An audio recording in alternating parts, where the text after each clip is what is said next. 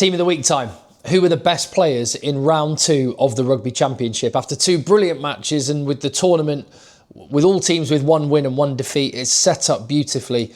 That's the team performances, but this is all about the individuals. Who stood up and wore their jersey the best? I've got a 23-man squad, because rugby is a 23-man game. We're seeing that more and more with every match. So I haven't picked a 15, I've picked a 23. And I will also select my 3 overall best players of the week. It would be a miracle if we agreed on all of these, but that is part of the fun, isn't it? Putting your opinion out there and let me know yours in the chat down below. Also, while you're there, drop a little thumbs up on the video to help me spread the word and hit subscribe as well. I'm going home from South Africa tomorrow night, Monday, as I record this. And yeah, I'm going to try and squeeze as much into these last couple of days as I can and catch up with some people that I've been wanting to see. Hoping to get to the Stormers training ground as well. So keep an eye out for stuff coming on the channel. But let me crack on with the team then. Loose head prop, number 1, Ox Nche. He got an edge in the scrum over Taniela Tupou, who he kept very quiet.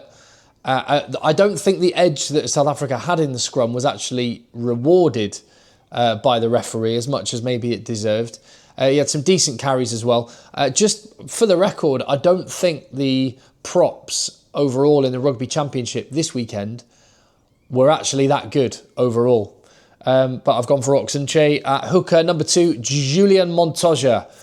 Inspirational, talismanic, captain's performance from the Argentine. 76 minutes on the field. His line-out darts were great. His work around the park was massive. That was a heroic effort from him. And he was lifting the prestigious, coveted Visa Trophy at the end of the match for his efforts as well. And to complete the front row, number 3, tight head prop, Fletcher Newell. 2nd week in a row, he's been in the team of the week. Solid scrum. I thought New Zealand, again, maybe had the edge over Argentina and didn't get rewarded to the degree that they did. So it's an interesting theme, maybe, that I might pick up again on in another video. Is this kind of under the radar depowering of the scrum? I'll stick a pin in that and wait for another time because I'm going to crack on with 2nd row. And my number 4 is a guy who started on the bench. Erben Etzebeth was massive. Talk about impact players. He was a bomb squad all on his own and he completely changed the momentum of the game. And I thought his 30-minute performance was so good that he's in my starting team in this team of the week. If you disagree, please let me know. I would give a shout for Pedro Rubiolo for Argentina, who I thought was really good. But alongside Erben Etzebeth in the lock, in the engine room, is New Zealand captain Scott Barrett, who in an under-par performance, a little bit for New Zealand. They weren't as bad as some are saying, but they weren't at the heights that we have seen previously. But Scott Barrett put in a really big shift, massive defensive energy, huge work rate, loads of carries. He, again, just like Julian Montoya, was a heroic skipper. It's just they were on different sides of the result. So into the back row then, number 6. This is the easiest call in the whole team. Pablo Matera was truly world class. That will go in, like if Pablo Matera was picking his top 5 ever performances, that will be on the list. He was unreal. Actually, that might be too big a statement to make because we're still quite close to the game. He was amazing. He was really, really good. Just carries. But he was brilliant last week as well. He was in my team of the week last weekend in a losing side against New Zealand. His Argentine flank, Juan Martin Gonzalez. I love this guy. One of the Argentinians that came out of the Sevens programme. And there's quite a few of them that are in that mould. And one of the guys that's changed the identity of how Argentina play. He's so quick over the field. He's so good in the air. Brilliant line out forward. And he can bang as well. Juan Martin Gonzalez, baller. I thought Marco van Staden was really good as well, so I'll give him a shout. Bobby V was all right in the back row. But the number 8, I've gone for Simon Parker for New Zealand. I thought in 50 minutes, he put in like over 20 tackles, was it? And carried hard. I thought it was a really promising start for Simon Parker to his international career. You've got to remember, he was on debut away in Argentina in a New Zealand team that lost, and he still looked really good.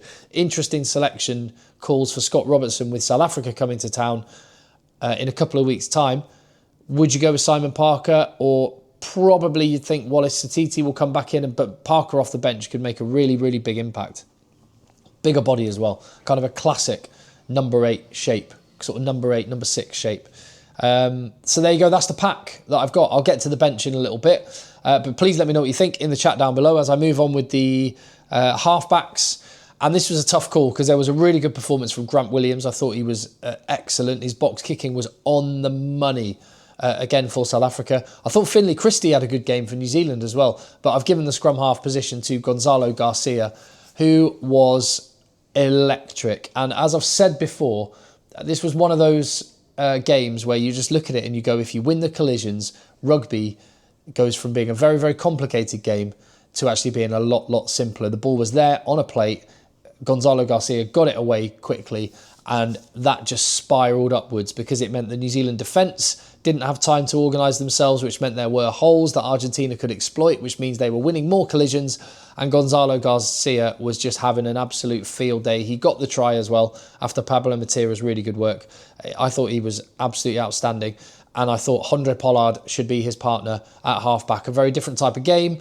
The conditions weren't as conducive to running rugby, and Handré Pollard just managed the game beautifully. He is a Rolls Royce of a rugby player. Kicked all his goals 100% from the tee, and game managed the box to a victory. Santi Carreras for Argentina was ace as well. Centres, Santiago Chocobares is so good on attack and defence. He is such an all-round centre. He can play 12 and 13 equally well. And his combination with Lucio Cinti, they kind of play a left and right, a little bit like Brex and Cello for Italy and for Benetton. They kind of don't really, they're not a 12 and a 13, they're centres. And they're very fluid. That's the way Argentina play. Chocobares. Him and Cinti, because I've gone for Cinti at outside centre, in the centre, I've gone for the pair of them. They both had amazing scramble defence, but just real intelligent, smart running lines. And their hands were crisp and sharp, and they got the ball to the edges in a way that they kind of stuttered to last time. But even when the passes weren't perfect and it was bounce passes, they just had the skills to kind of make something out of it. So I've gone for the 2 Argentinians in midfield. On the wings, I thought Cheslin Kolbe was absolutely brilliant. For a little guy, his aerial skills are supreme. And that combination of Kolbe and Pollard it just squeezed Australia.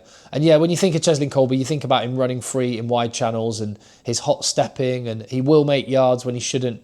He's a Swiss Army knife of a rugby player. You can slot him in at throwing in line-outs, at scrum half, at fullback, goal kicking. But fundamentally, he is just an absolutely elite winger. And some of those fundamentals, like your aerial game, like your intelligence, the way that he was one of the biggest differences from last week, actually, to this. Australia were managing to get really good change on the edges, managing to expose South Africa and also kick and just to kind of leave them in two minds. Cheslin Kolbe is amazing at reading the game. His rugby brain is incredible. So he reads the game. He always seems to be in the right place at the right time. I thought he was great. Max Jorgensen, I've gone for him again in the team of the week on the right wing. The Argentine wingers, Mateo Carreras and Delgui were great. I thought Jorgensen, he is 20 years of age and he's so good. He might be, and I've said this a few times now, he might be the best young player in the world. Even if you account for Wallace Satiti, Henry Pollock, Sasha Feinberg and Ngomazulu, add whoever else you want to that list. He might be the best young player on the planet, and he is having an unreal 2025. Even on the losing side for Australia, he was still brilliant. And to complete the 15, another Argentine in the back line, Juan Cruz Malia. He was poor last week. He was brilliant this week. It's amazing seeing, look at that, not a single New Zealander in the back line. But they have 1, 2, 3 in my starting pack. That speaks to the different identities. I mentioned this on the video yesterday. If you didn't watch that, please go and check it out. The different identities of teams and the evolution of teams. New Zealand with a really, really good pack, lacking a bit of cohesion in the back line. And you're suddenly seeing Will Jordan not quite looking as good as he once did. Same goes with Geordie Barrett. And there's work to do there. And for Argentina, even though they won the game and, you know, their 2 senior players were in the starting pack, or 3 actually they had in the pack, they dominate in the back line, and that speaks to where Argentina are at. As for the bench, I've gone for Takiaho, Bell and Thomas du Toit. Like I say, I didn't think the props overall were particularly good, and the same goes with hookers outside of Julian Montoya. Pedro Rubiolo was brilliant.